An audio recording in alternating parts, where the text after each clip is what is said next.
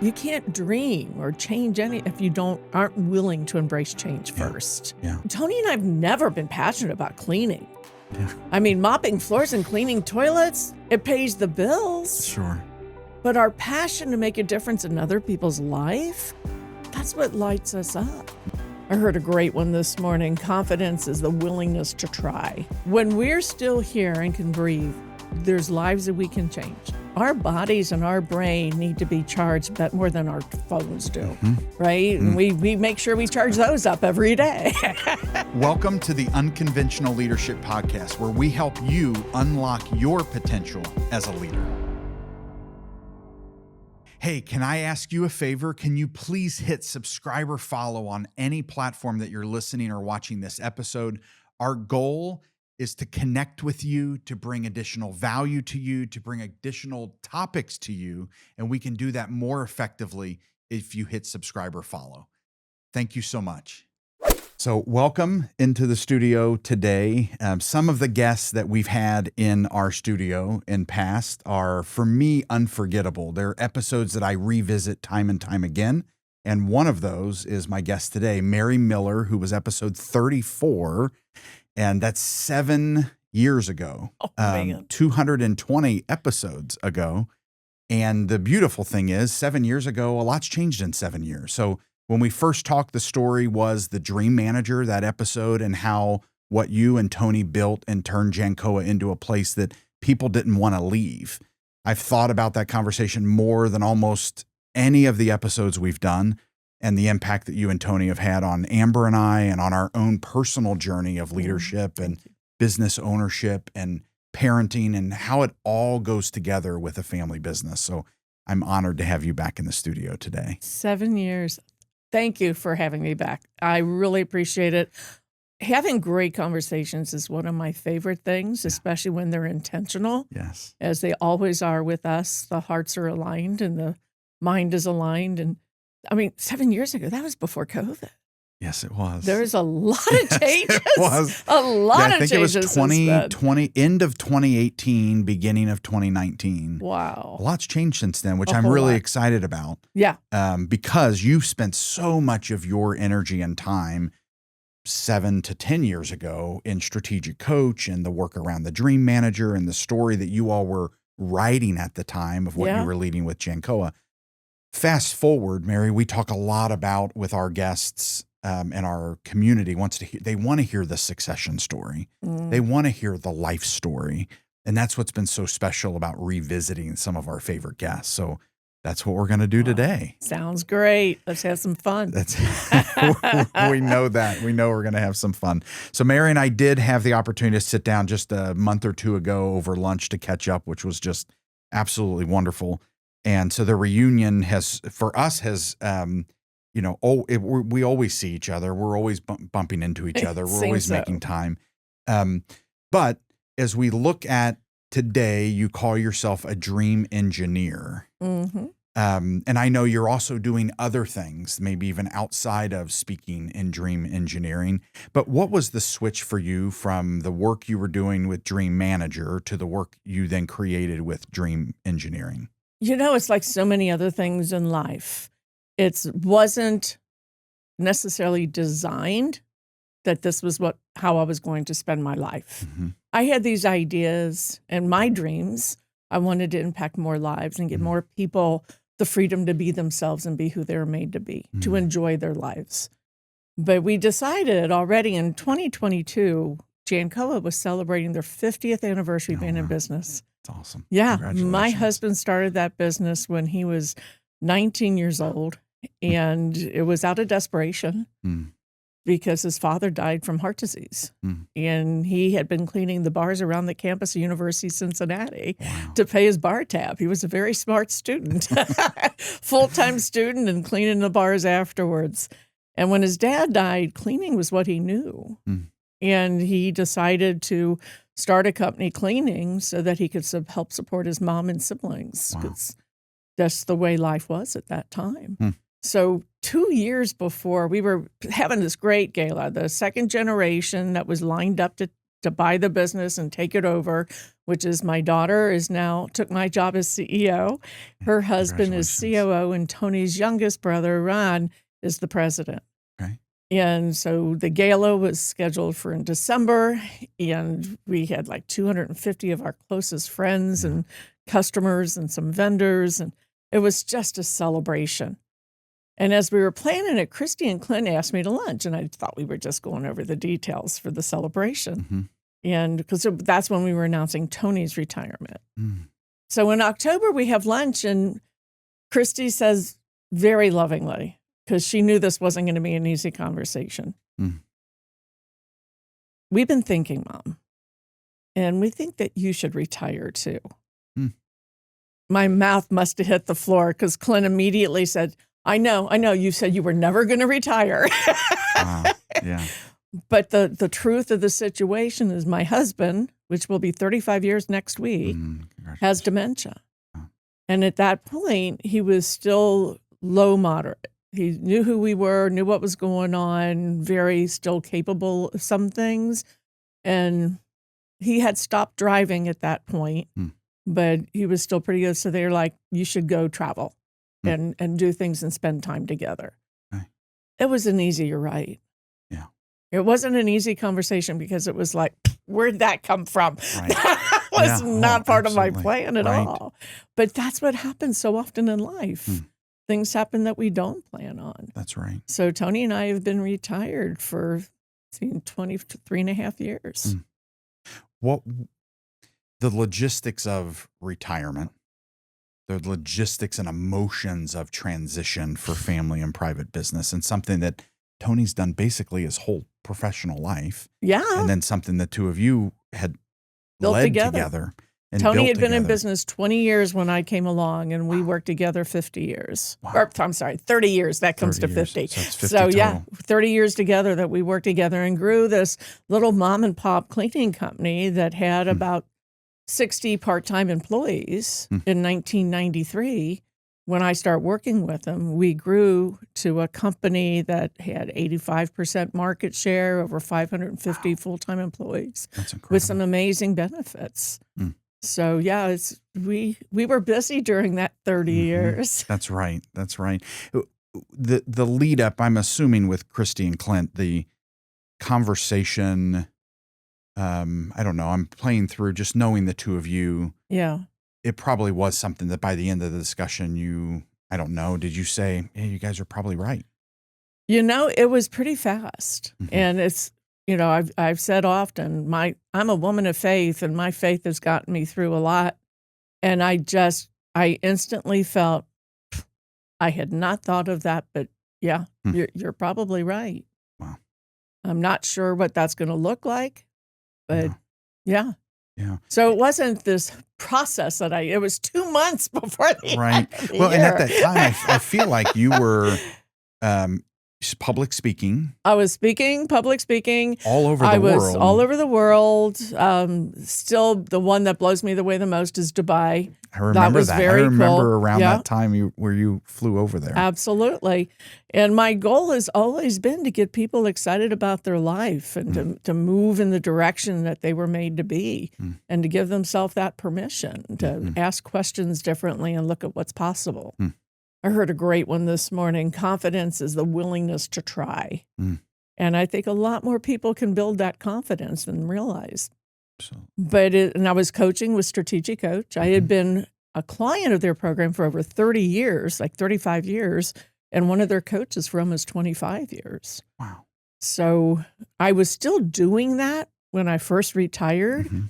But then as time went on, I think it was December of 24, I came home from Chicago and realized that things weren't going the way I thought. I was gone for 4 days. Okay. And I realized I can't be gone. Can't be gone. So I released all the coaching and the travel for any speaking or anything. I do some things virtually, and I do a little bit of business coaching with we have some great business people here in Cincinnati. Yes, we do. So it's been enough to keep me busy because my priority is spending time with Tony. Yeah, that's great. That's great. So let's do this. Let's go back just a bit. If Okay. someone is a new listener Okay. who might have missed some of what we discussed in episode 34. All right. And I phrase this in my own notes as like, it's the dream that built a company. So it ended up leading to an amazing author writing an incredible story about what you did. So he learned of that story.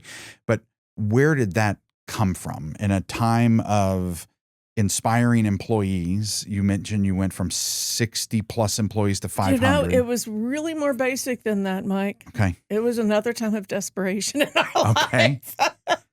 When I was working with Tony about 6 months into it, I realized that I was really spent that time to get to know the industry.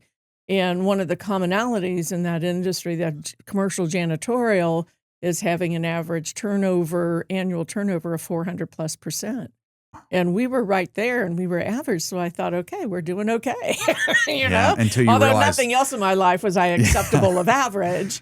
And so I wanted to be better. Yeah. So I hired a consultant to come in to work with us. He had a great reputation for building processes, efficiencies, and profitability, which I thought was a good thing because I did actually tell Tony we should register as a nonprofit at one point. At one point. I'm sure that was a great conversation. Oh, yeah. So we had this consultant come to town for a 5-day contract, and he fired us on the first day. He said that he couldn't help us. Really? He said we had a people problem, and until we fixed that, there was nothing he can do. And it wasn't that our people were a problem. The problem was we never had enough people. Okay. So that first night that Tony and Bob was his name, so they were just going to one building just to see what we were doing and how we were doing it. So Bob could put together a plan for the rest of the week. They were vacuuming all night. We didn't have enough vacuumers that night. Bob and Tony. Bob and Tony in their suits after a full day working were out there vacuuming with all the rest of our team. So we had to put on our thinking cap and think differently of what do we do now. And after a lot, I'm going to give you the short version. What we realized is instead of trying to find people to work for us, we changed our thought process to creating something that would attract people, asking the different questions. Yeah. In life, when you get stuck, the number one thing to do is ask different questions. So our question went from where do we find people to what could we do to attract people to want to work for us? Yeah. At the time, there was 104 cleaning companies. Why? And I know that there used to be a Yellow Pages. Wow. Yes. You could count all your competitors in the right there in the there book. were 104. Yeah, just around Cincinnati. Wow. So why would they choose JANCOA? And so we started looking at what we were doing. We already knew what our customers' obstacles were for us to be successful with them, and we were doing well. So what about the other side of that coin? What about our people? What could we do to help improve their quality of life so that they're not just working paycheck to paycheck?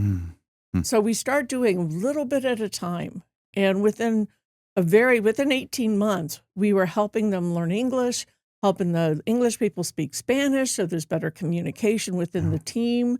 We started helping people with budgets and home ownership, and it just kept blossoming. So Amazing. it was, in my life, people come into my life magically that I could have never predicted or looked for, right? And Tony was with a couple of his friends on this weekend retreat, and a best-selling author happened to be on that retreat. Wow. And he kept telling Tony, you guys should write a book. These are great stories. Because Tony's friends always like to share Tony's stories. Yeah, he's a great storyteller. He is. And he's a great subject of stories. Yeah, yes. So finally, he came to us and said, okay, I feel really clear I'm supposed to write this book. Wow. Inspired by what we created, and we worked out a program with him. That's and awesome. He used our story to write The Dream Manager. And the first half is a business parable. It says about a fictional company, and that was intentional too. We didn't at that time want everybody to point their finger at JANCOA when we were trying to build and be better, saying they're not that great. Yeah. We wanted to highlight the things that were working. Yeah. And it really has made a difference. That's amazing. So That's yeah, the amazing. book's in a lot of different languages now, all over the world. Different companies are doing things, and people are doing things differently. And I think there's probably listeners of our, the unconventional listener, the one who wants to lead differently, may say, actually, I remember I read that book. I love that book. It was May not 2007. know the They're connection. still selling them. Right. I mean, they're still selling them.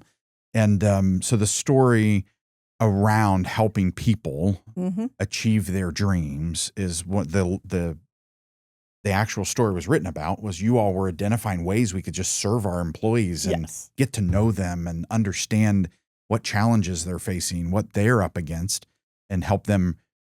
I don't even know originally if it was called Realize Their Dreams. You all were just trying to. It was called Dream Engineer. Okay. And it was all at the tagline was inspiring dreams into reality.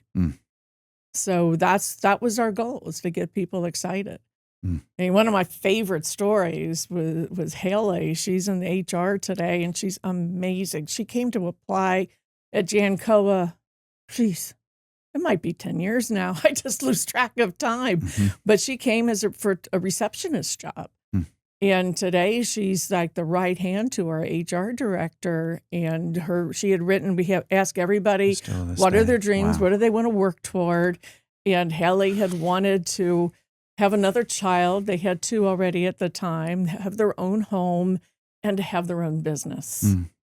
And today they have 3 children, and they have their beautiful home, and they own their own business, the #1 donut shop in Cincinnati. Really? So yeah, Golden Hands Bakery is theirs. That's incredible. So it's amazing when you plant seeds and give people permission to think about the future and not try to hold them captive to where you want them. They can flourish in ways and make life so much better for themselves and everybody around them. That's incredible. So as you have spoken to so many business groups, you've consulted with companies on this topic, I'm sure you've bumped into cynics that are like, Mary, we can't even get people to show up. How can we help them achieve their dreams?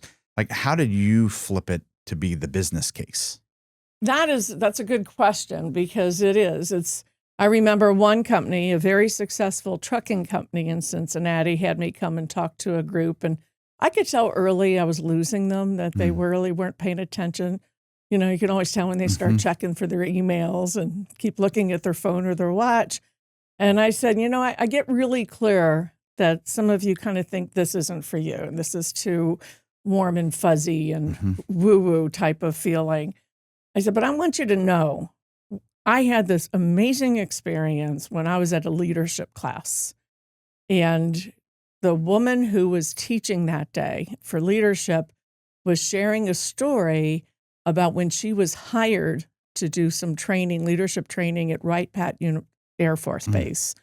And a top-level officer came in and handed her a book and said, you can't help any of our people training if you don't read this book first. And it was The Dream Manager. Wow. And everybody in the class, there was 50 women in this leadership class, and they're all laughing and pointing at me and saying, that's her story. Mary did that. Amazing. Yeah. And I thought, wow, for the Air Force requiring the Dream Manager as reading and part of their training program, so that those young people coming in for training are working on their lives and their dreams. Yeah. We're all born with a dream, Mike. That's right. And we just get distracted by life and get so buried. Tony and I were so buried in trying to make this company successful.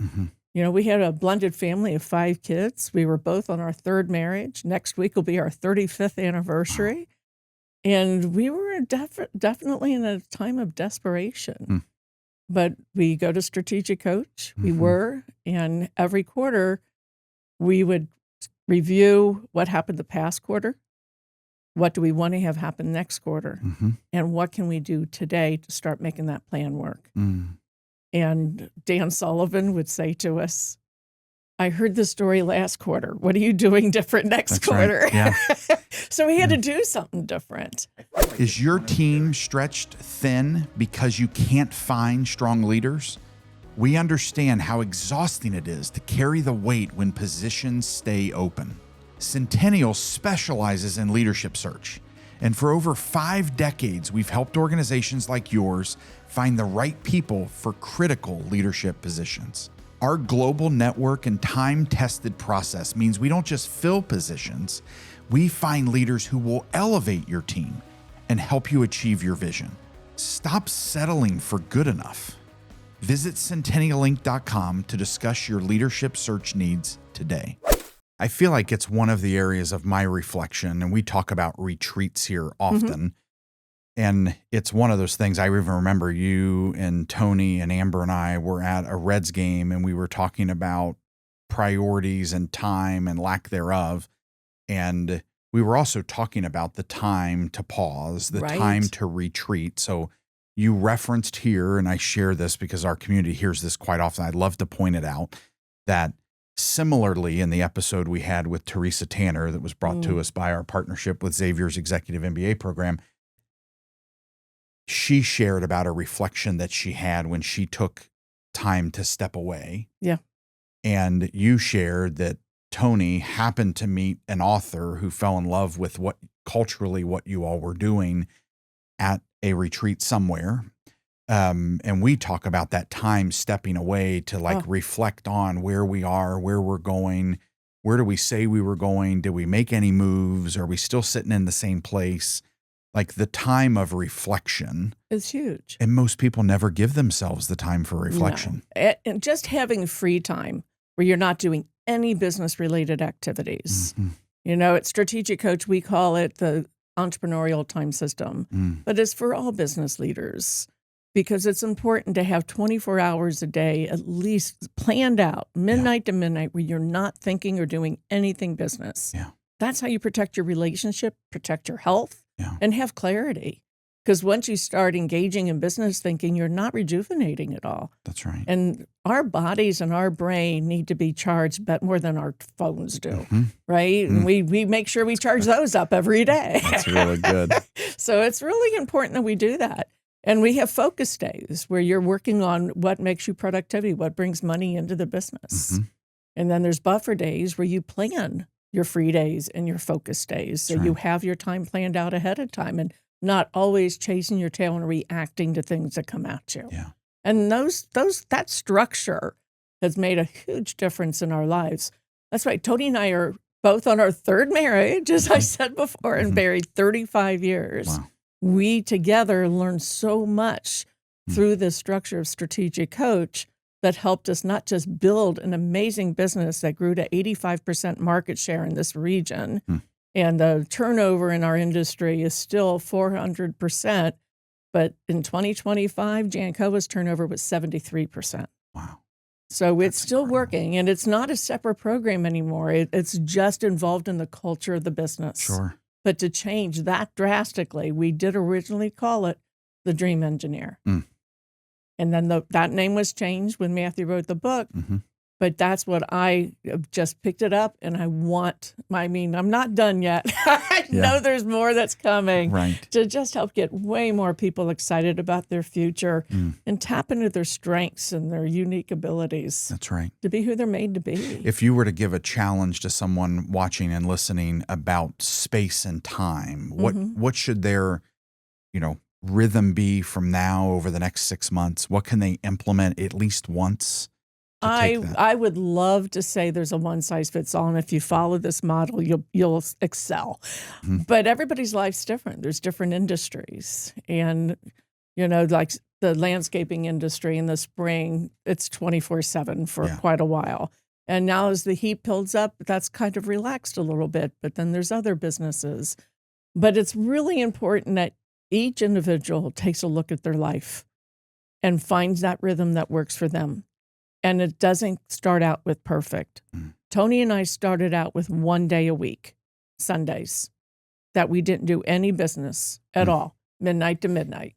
We were just totally focused on the family.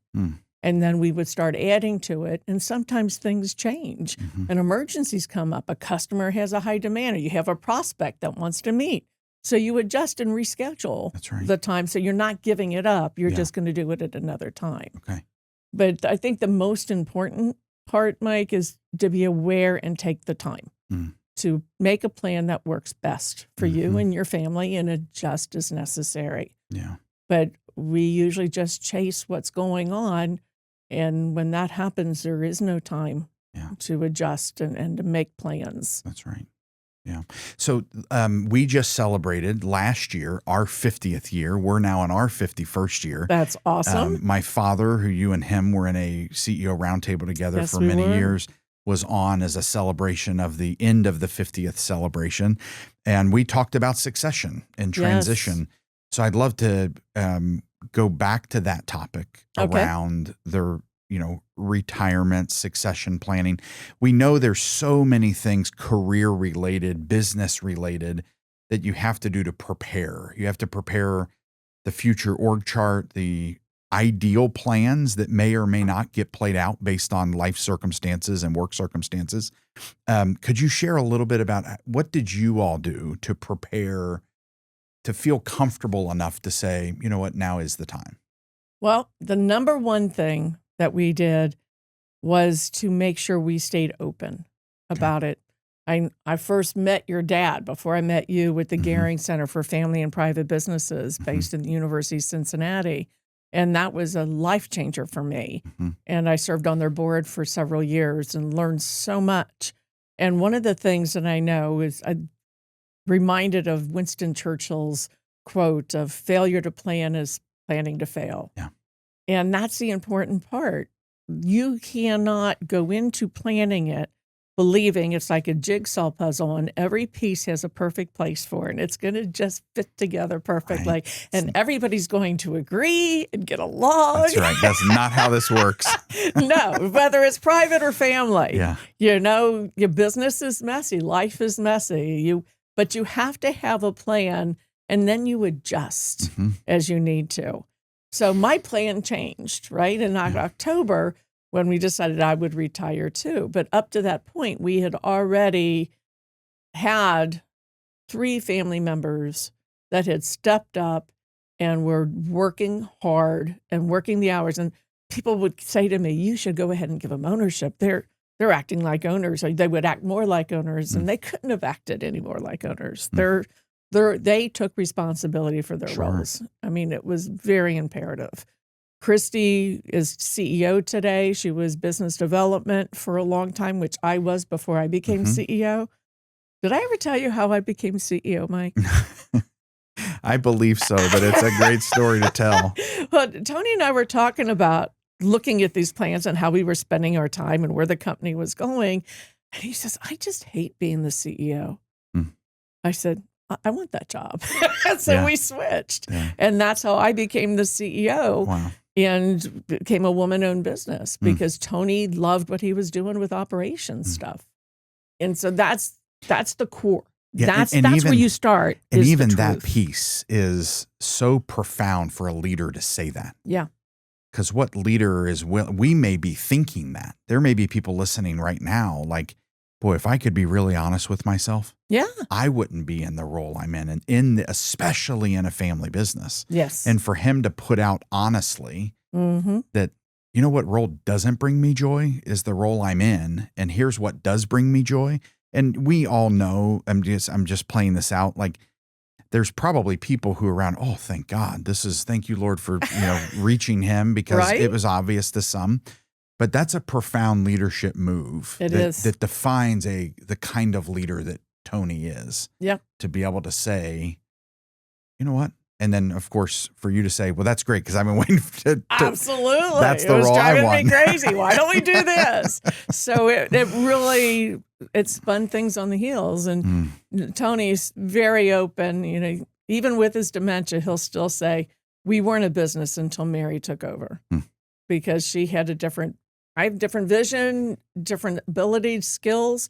He started a job that he owned, and it owned him. Yeah. I mean, so things changed a lot. So it's making tough decisions and being willing to look at things differently and to do things differently. Are there things that if you could look back to 7 years ago, let's use that barometer of time, to say personally, what else do you wish for that 7-year ago version of Mary Miller that you would have prepared yourself for personally for succession? I think personally, I wish that I had been a better communicator at that time with our team, with our family. So much communication is something that I can really look at and say I'm a good communicator, but I haven't always been. I was always prioritizing what needed to be done and how to do it the best. And that's what I tried to do. Do it the best I could with where I was and what was going on.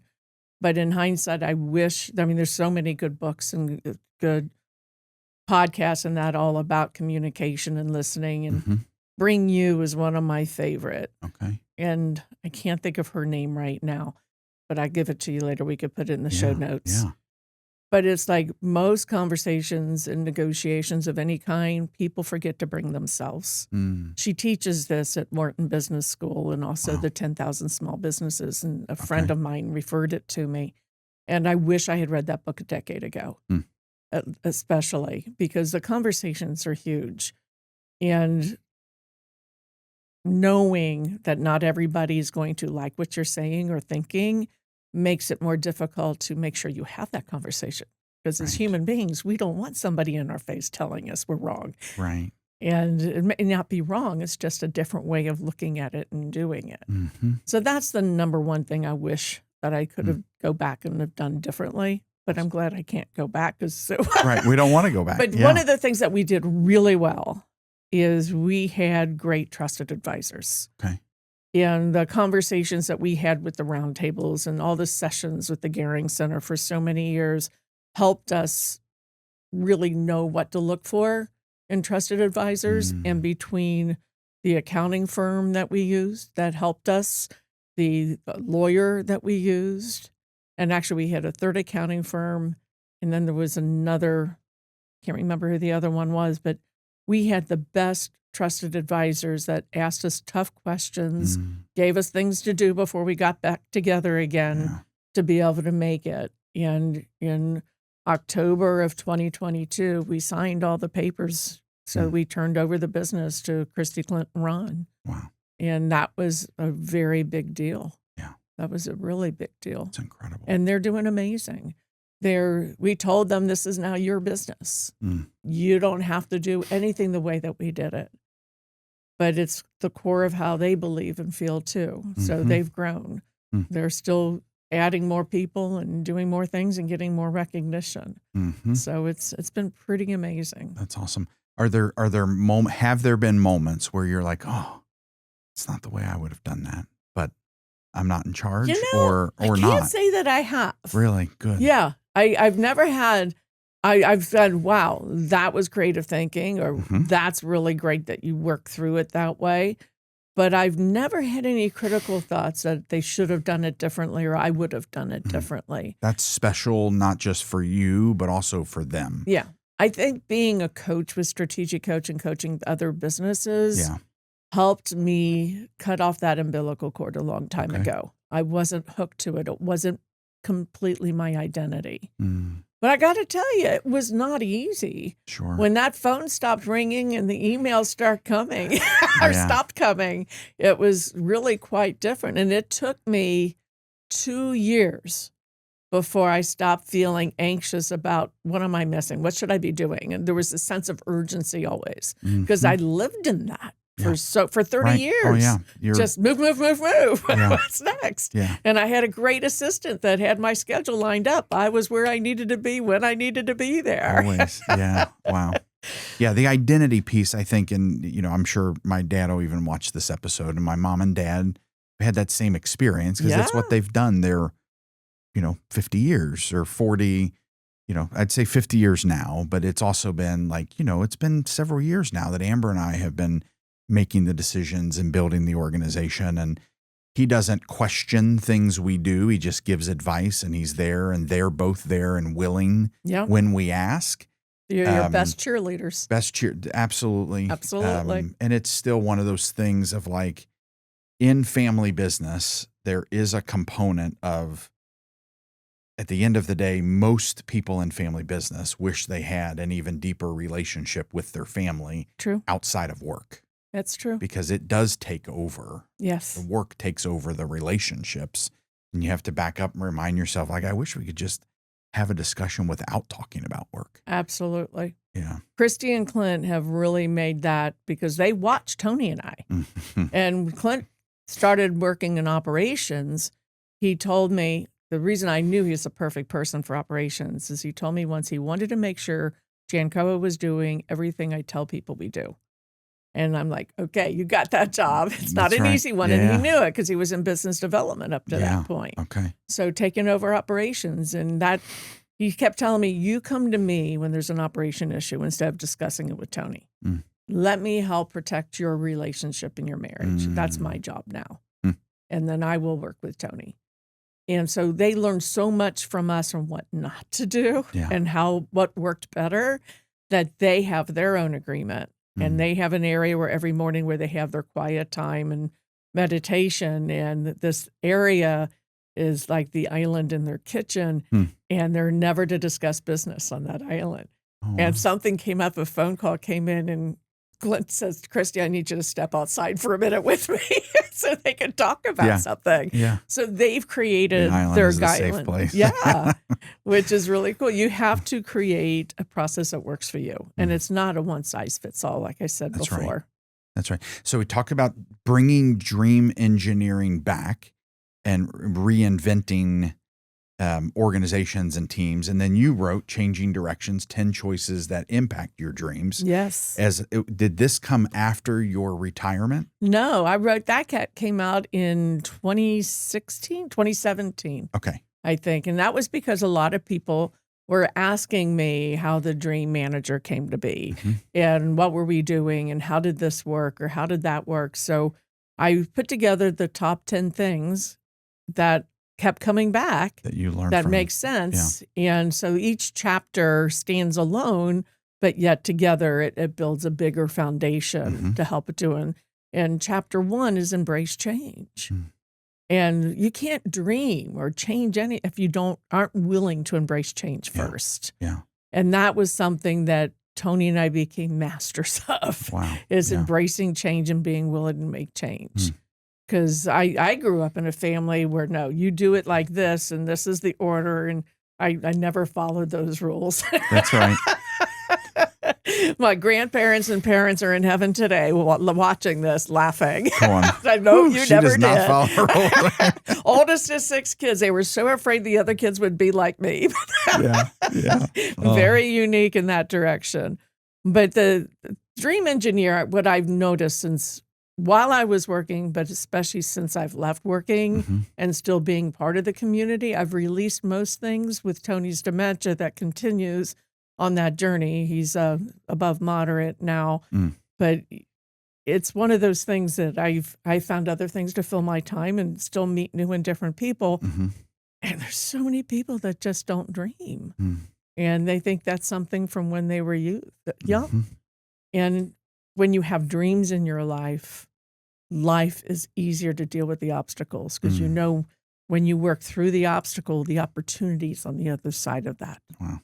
Yeah. When you try to avoid the obstacle, ignore the obstacle, or deny the obstacle, it's just going to be there with you continuously. We had the obstacle at JANCOA of not enough people. We had to find a way to deal with that and change the question and look at it differently and change our perspective to get a different result. It's that way in all things in life. It's interesting, and it feels very much ordained and designed that to hear you speak and to know about kind of the next chapter I want to talk about, even what you mentioned, like chapter 1 of embracing change, you've embraced change. Like Absolutely. You wrote this, or you wrote, or God wrote it through you, with you, of like these things. It feels like that you were being coached while you were coaching. Totally. With the own design of what you were putting pen to paper. That book took 4 years. It was blood, sweat, and tears. And it would not have happened if it wasn't for Dustin Klein. He was with Smart Business Magazine up in Cleveland. And I was getting one of the awards, the Pillar Award we were achieved. And he says, your story needs to be out there, Mary. Let's work together on getting a book out there. And it was something I knew what it wanted, but I didn't know what it was supposed to be exactly. So it was a lot of hard work to make it reality. And it's something anybody that can, going through change of any sort, and changing direction is something we all have to do at some point in our life. Right. And maybe multiple times. Always multiple times. So what do you do personally today, and how is it different dreaming at the stage of life you're in today than it was 5 years ago, 10 years ago, 15 years ago? That has been my hardest shift. Is that right? My hardest shift is because for 35 years, my dreams always included Tony. And before Tony, my dreams were always about Tony, wanting to find Tony. So we found each other, and, dementia doesn't have a happy ending. But the good part is he is amazing. He always has been. And he actually said to me a couple years ago, I could tell he was deep in thought. And I'm like, what are you thinking about? He says, losing my mind's not so bad. I'm like, tell me more about that. He said, well, I lost my friend Carl to ALS. And 6 months later, my friend Roger from cancer. He said they both knew exactly what was going on. They had their mind. They were clear-headed, but they were in severe pain all the time. It couldn't be managed, and there's nothing they could do to change it. He said, I'm not in any pain, and you make sure I have everything I need. So losing my mind's not so bad. So Tony's always been there to help me with changing perspective, and his attitude of gratitude is there each and every day. So we spend a lot of time together, more than we ever have. Not doing it could be sitting at the card table, listening to an audio book and playing 3 Crown, which is a rummy-esque type of game. Yeah. And that kind of helps keep his brain. He can still do that. But we just try to enjoy. We're going to the Reds game tonight. Okay. He likes concerts. We're going to Chicago and Styx for our 35th anniversary. Nice. So we're doing things that we never really took the time to do before. Because that was not. But so that's one of the hardest things this past couple of years is to be present with where we are and know there's going to be more in the future. God's not done with me yet. Right. But Tony won't be part of it the same way he has been. And that's a real hard reality. Yeah. Wow. Well, and I've shared this with you multiple times, but I think it's worth continuing to share because the impact, my mother-in-law and father-in-law, great relationship. My parents, my mom and dad, great relationship. So Amber and I are very unique in that we have great relationships. That's awesome. With our parents. It's really been a blessing for me to see the way and to kind of grow up. I mean, the last 20, we've known each other more than 20 years. So, crazy. Like the last 20, I don't know, I've been doing this 26 years. So, it's probably at least been 2 decades and Amber and I have now been married 22 years. So it's like our whole marriage, we've not only had great parents, but we've had great couples to watch. So to see if business ownership is our pathway, which we chose for that to be. Now Amber and I run the organizations and have a great leadership team in place to help us and that bring different skills. But we also don't want to lose our marriage while running a company because it's hard to keep both. And we all know many who have struggled in that area and where the business got the best of both of them and they're no longer together. So we said we want to surround ourselves with couples to learn from. And we've shared with you, the two of you, multiple times intentionally, like the blessing your relationship has been to us to see this power couple who don't just love the business they lead and the impact they have, but genuinely have a passion for one another. Like the trips you all have taken, the space you've given to yourselves to step away, and just the joy in your hearts and in your voice and the inflections about when you talk about one another. And it feels like it should be no surprise to me that you're viewing this current chapter that is difficult and sad and challenging as joy-filled, and you're still learning from Tony and Yep. his approach and perspective. Every day. And he's probably feels the exact same way because you two are madly in love with one another, and that's what It's you true. do. So it's just, you've been a huge blessing. Well, thank you. And I think we all should not just look for professional mentors, but personal and even marriage Absolutely. mentors. Like, boy, they run this wildly successful company, and I can only imagine the schedule. And then you all gave me schedule hacks years ago about, Yeah. well, here's how you maximize time and be in two places at once. And I'm like, that's how they do it. So I thank you Well, I for appreciate that. I appreciate that. There is something that I heard. I'm trying to think of where I heard it. It'll come to me. Maybe it was Warren Buffett. He said, life is hard. Choose your heart. I remember years ago, I read the book, The Road Less Traveled. The very first sentence in the book is, life is difficult. Once we accept that, we can deal with it. It's when we keep trying to prove that it's not so difficult or try to pretend that it's not difficult. When I was a single mom with 3 kids, that was hard. Being married to my best friend and running a business, that was hard. Yeah. Totally would choose that over again 100 times more than being a single mom with 3 kids. Everything in life is difficult. We get to choose, and our attitude about that choice is what makes a difference. So sometimes the changing direction isn't a physical change, but it's a mental change, a mindset change of how we look at what's going on. The whole premise of the title of the book, Tony said to me one time when we were talking about something that was going on that was not going the way we wanted. And he said, Mary, you could want to see every sunset, but if you're facing east, you're going to miss every one. It doesn't take a lot more work or effort just to simply turn and look in a different direction. And that's what, as human beings, whether we work someplace that we're having difficulty with, or you were dreaming or wanting something else in your life, just change your perspective. Look in a different direction. Read a different book you haven't read. Listen to a podcast you've not listened to.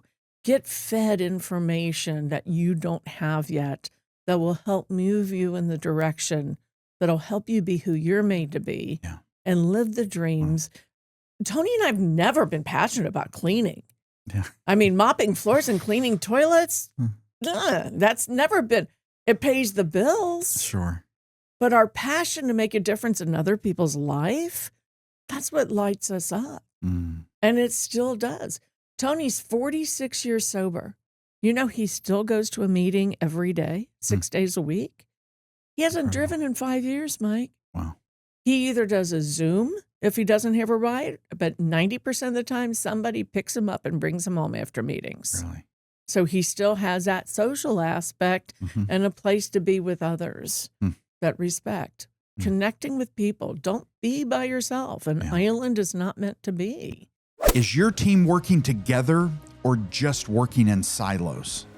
When collaboration breaks down, everything suffers. Talent Magnet Institute offers powerful training and team building facilitation on critical topics, such as breaking down silos, building trust, deeper cross-functional relationships, change management, and creating truly high-performing cultures.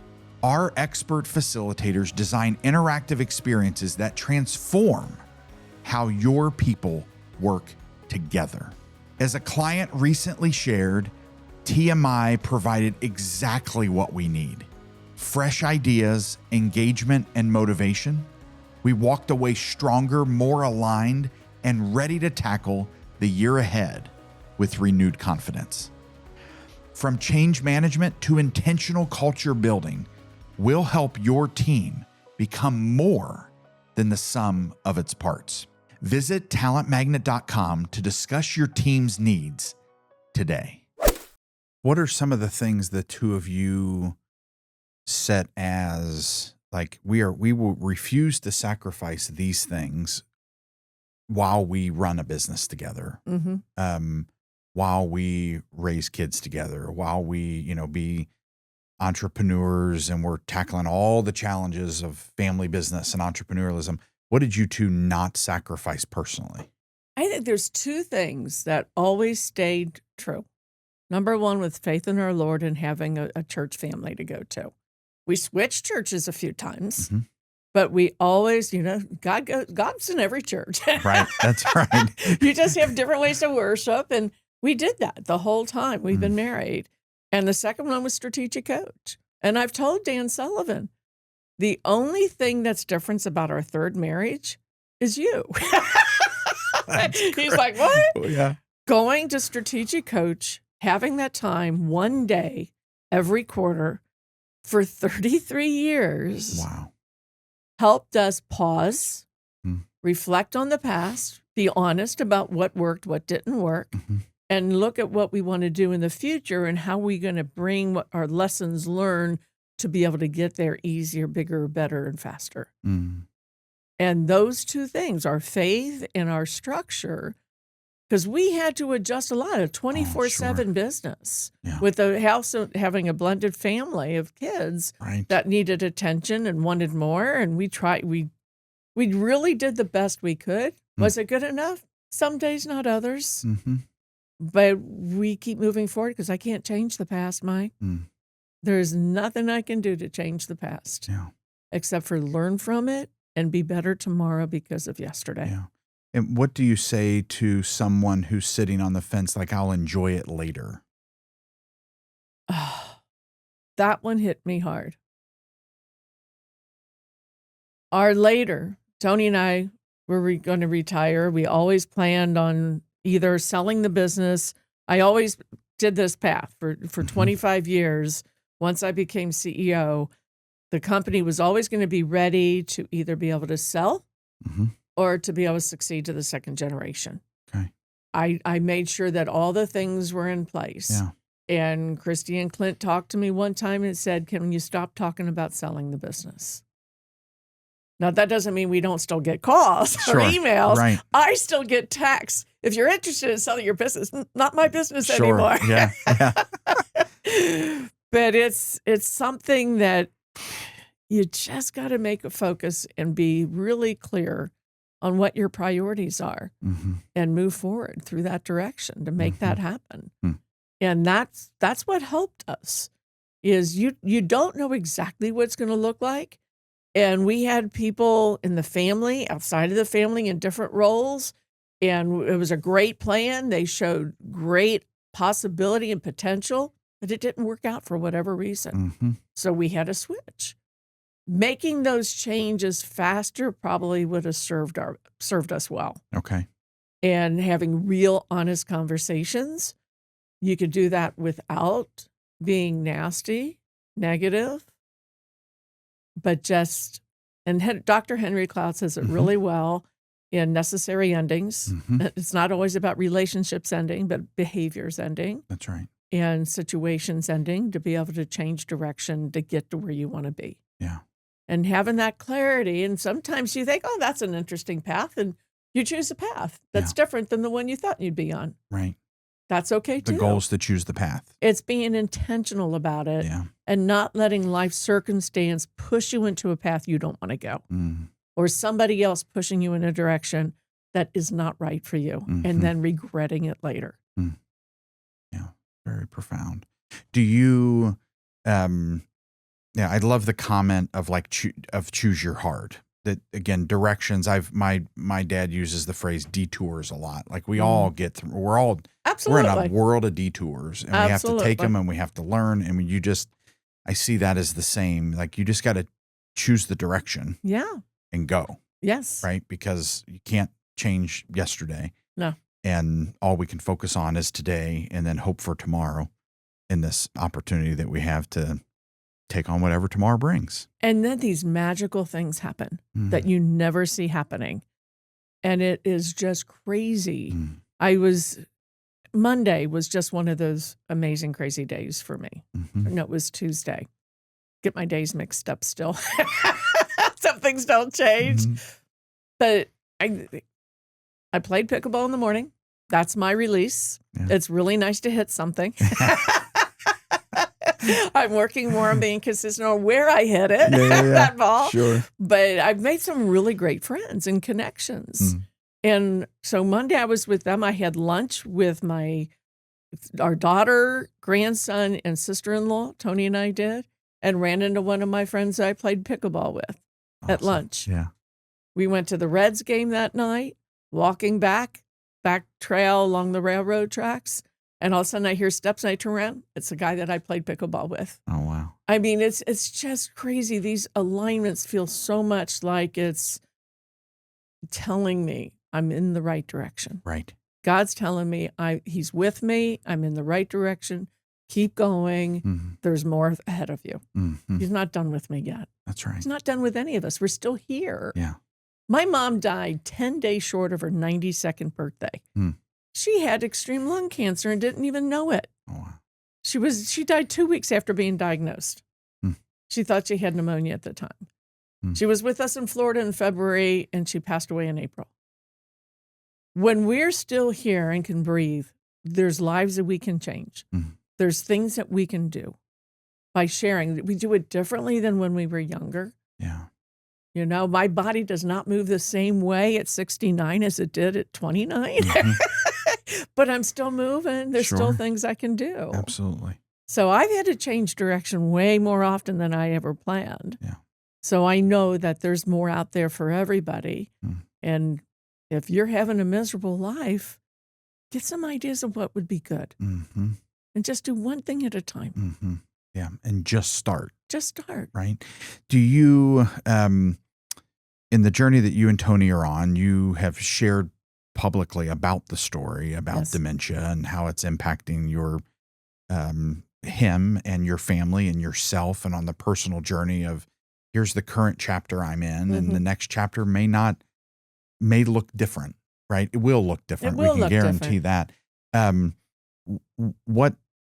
What life lesson do you feel like you're sharing the most with others when they say, how are things going and how are you handling it? That's the point I was going to, and I got distracted with my own conversation. It happens.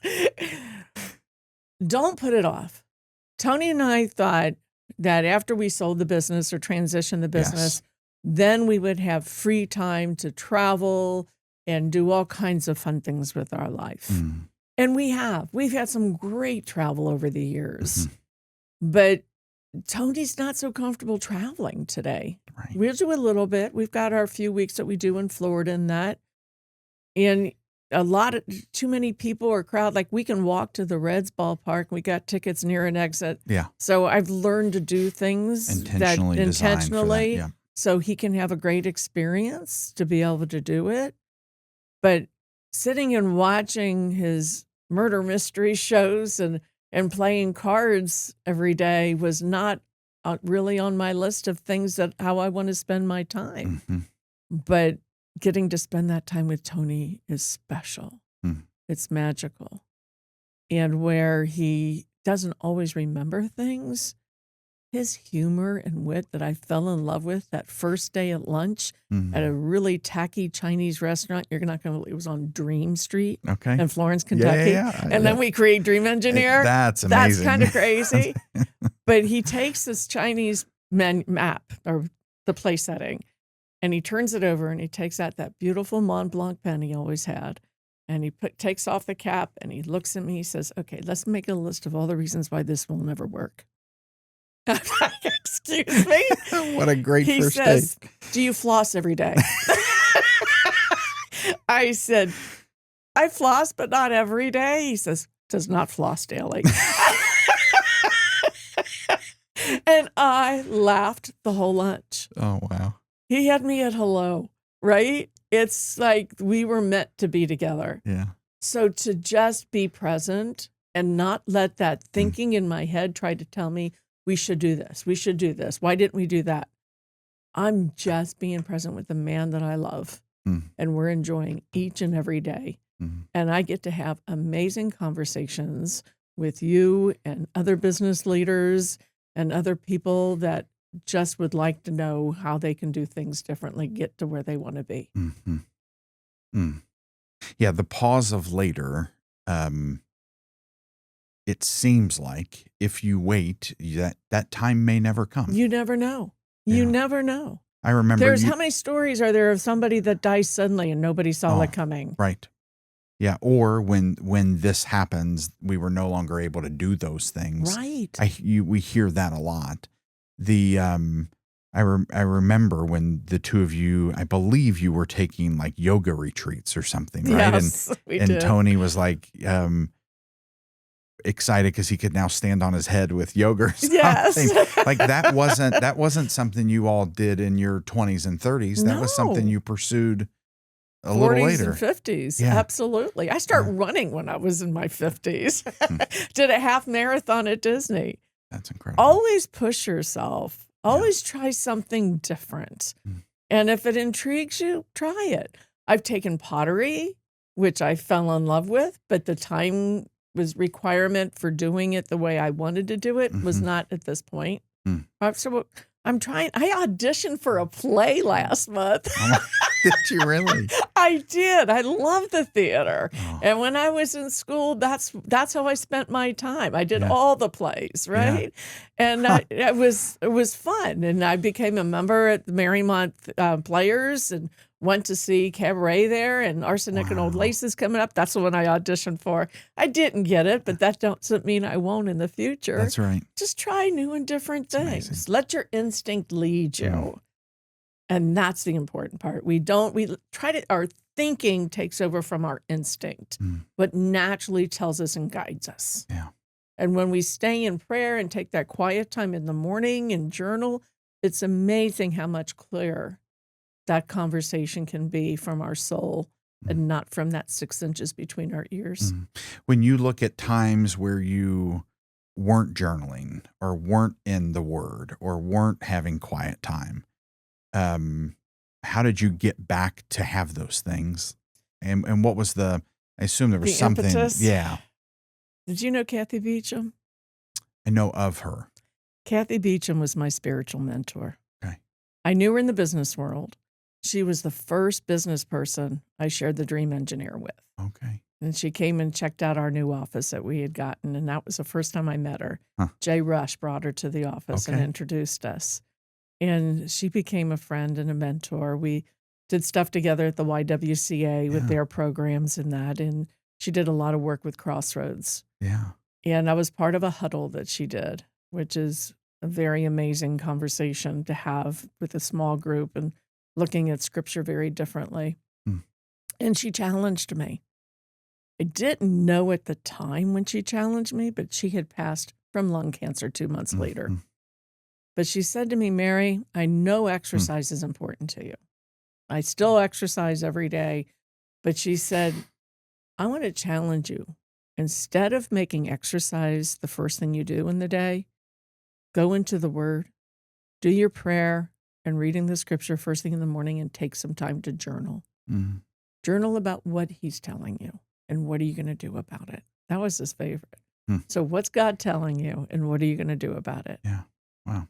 And so she challenged me. So every morning when I'm in my prayer, Kathy's with me. Wow.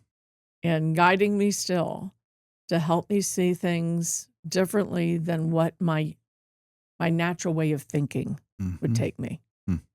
Because that has never really helped me.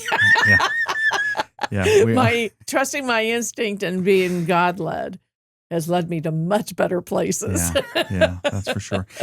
As we wrap up, how do you what do you define as an unconventional leader?